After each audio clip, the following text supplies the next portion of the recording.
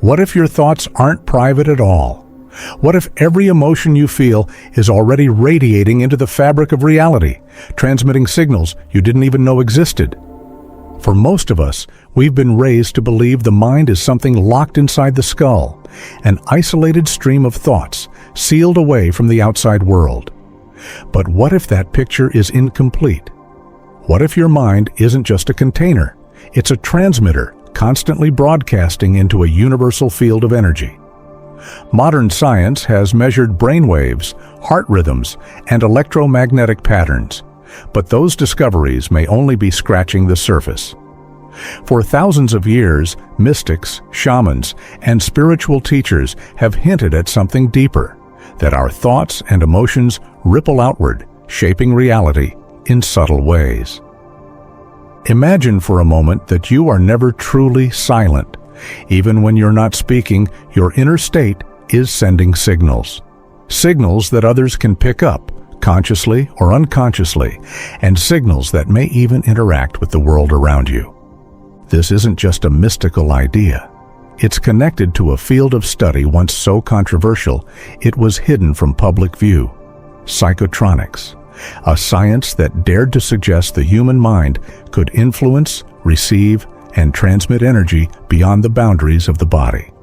So if this is true, if your mind is already sending hidden signals, then the real question becomes, are you aware of what you're transmitting? Let's take a quick trip down memory lane. During the Cold War, the United States and the Soviet Union weren't only racing for weapons and space exploration, they were also racing to understand the power of the human mind. Out of this competition came a term many people have never even heard: psychotronics. It referred to the idea that consciousness could interact with energy fields and even influence physical systems. In the Soviet Union, researchers experimented with telepathy, trying to see if thoughts could be sent across distances without any physical medium. Some experiments claimed success, soldiers receiving impressions or instructions without a single word spoken. On the other side of the ocean, U.S. intelligence was equally intrigued. Programs like Stargate explored remote viewing, where trained individuals attempted to describe hidden objects, locations, or even military sites by using nothing more than mental focus. Why was all of this so controversial? Because it blurred the line between science and what was often dismissed as superstition. If proven real, psychotronics suggested that the mind could act as both a weapon and a tool, capable of influencing machines, environments, and people. That possibility frightened governments. Imagine the strategic advantage of soldiers able to see behind enemy lines or operators who could disrupt systems with focused intent. But with that potential came fear. Fear of losing control, fear of misuse, and fear of opening a door that science wasn't ready to explain. Much of this research became classified, buried in archives, or ridiculed in public so it would fade from mainstream awareness. And yet, enough evidence surfaced to keep interest alive among quiet circles of scientists, spiritual seekers, and independent researchers. The very existence of psychotronics challenges the idea that your mind is locked inside your head. It suggests a broadcast and receive model of consciousness that governments once found compelling enough to invest millions of dollars into. But because of secrecy and stigma, most people never heard about it or were told it was nothing more than fantasy. And yet, traces of this forgotten science remain. They remind us that your thoughts, emotions, and focus are not invisible after all. They ripple into fields we're only beginning to understand. Which leads us to the next question. If the mind can transmit, what about its ability to receive? If your mind can send signals, it only makes sense that it can also pick them up. In fact, you may have already experienced this even if you didn't have a word for it. That sudden gut feeling that someone is about to call you, only for the phone to ring seconds later. The way you sometimes sense a person's mood before they say a word. These are more than coincidences. They're reminders that consciousness is wired to receive information from beyond the five senses. Psychotronic researchers believed the human brain works like an antenna tuned into a vast invisible information field. And while governments looked for ways to use this in military settings, human beings have been tapping into it for thousands of years. Shamans in indigenous traditions entered altered states to receive visions. Oracles in ancient Greece were consulted for guidance believed to come from beyond the physical realm. Prophetic dreams, spoken of in nearly every culture, suggest that the human mind has always had access to signals we don't fully understand. In modern times, projects like the CIA's Stargate program gave us documented cases of remote viewing. Individuals trained to quiet their minds could describe hidden locations or sealed objects with surprising accuracy simply by tuning in. While skeptics still debate the results, the persistence of these experiments tells us something important. There is at least enough evidence that serious institutions kept exploring it for decades. But even without secret programs or ancient rituals, we experience these receiving abilities in ordinary life. Intuition, synchronicity, and sudden insights often feel as though they arrive from out of nowhere. Yet when you consider the mind as a receiver, these experiences begin to make sense. It's like catching a broadcast that's always been there, waiting for the right frequency. The key here is that receiving isn't about effort, it's about openness. Just as a radio doesn't force a signal but simply tunes in, your mind can be trained to become more sensitive to these hidden broadcasts. Practices like meditation, dream journaling, or simply paying attention to subtle impressions sharpen your ability to notice them. So instead of dismissing those quiet whispers of intuition, imagine them as real transmissions from a larger field. A field your consciousness is naturally designed to connect with. And if the mind can receive, then the other half of the picture is even more powerful. The mind can also transmit. Every thought, every emotion, every focused intention isn't just swirling inside your head. It radiates outward, influencing the world around you in ways both subtle and profound. One of the most striking areas of study into this idea was psychokinesis, the possibility that thought alone could affect physical systems. At Princeton University's PEAR lab, Princeton Engineering Anomalies Research, researchers spent nearly 30 years testing whether human intention could influence machines designed to generate random numbers. The results consistently showed tiny but statistically significant shifts, suggesting that focused consciousness was nudging reality in measurable ways. But beyond machines and numbers, our strongest transmissions may come through emotion. When you feel deep love, grief, or anger, it doesn't stay locked inside. It radiates. This is why one person's calm presence can bring peace to a whole room, while another's agitation spreads tension like wildfire. Psychologists call it emotional contagion, but seen through the lens of psychotronics, it's more than mood sharing. It's broadcasting, your inner state acting as a signal that others tune into. Spiritual traditions have long hinted at this transmitting power. Chanting mantras, offering prayers, drawing sigils, or performing rituals are all ways of intentionally sending signals into the unseen field. Each practice rests on the same core belief. Thought and emotion, when focused, can shape outcomes beyond immediate perception. Modern science may test it with machines, while ancient traditions express it through ceremony. But the underlying principle remains the same. You are a transmitter. And here's the profound implication. If reality reflects what you send out, then your thoughts and emotions are not neutral. They are creative forces, continuously interacting with the larger field of life. Of course, this doesn't mean you instantly bend the world to your will, but it does suggest that the universe is more responsive than we've been taught. Every moment, you are broadcasting, consciously or unconsciously, and reality, in turn, may be echoing that broadcast back to you.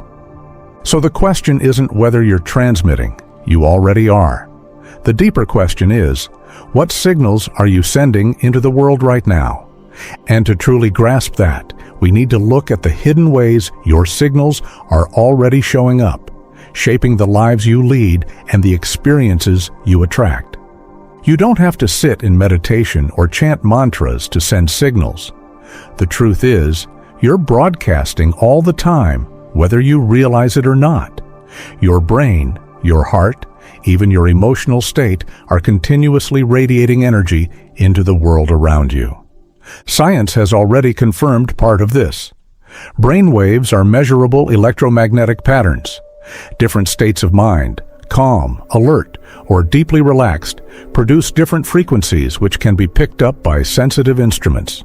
Your heart also generates its own electromagnetic field, one so powerful that it can be detected several feet beyond your body.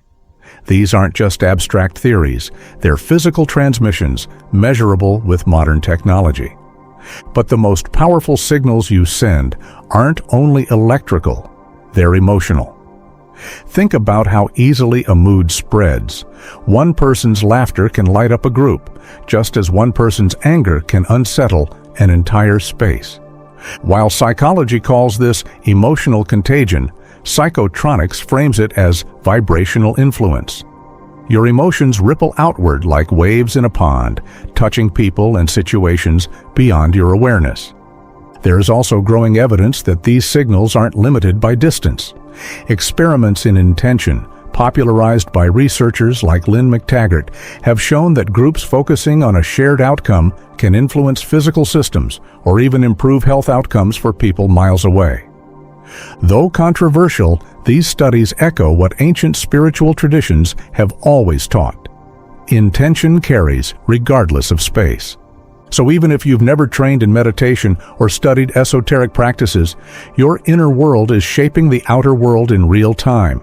Every anxious thought, every moment of gratitude, every spark of creativity, it all becomes part of the field you project into. And while the effects might not always be dramatic, they accumulate, weaving into the patterns of your daily life. This is why the signals you send matter. They're not random.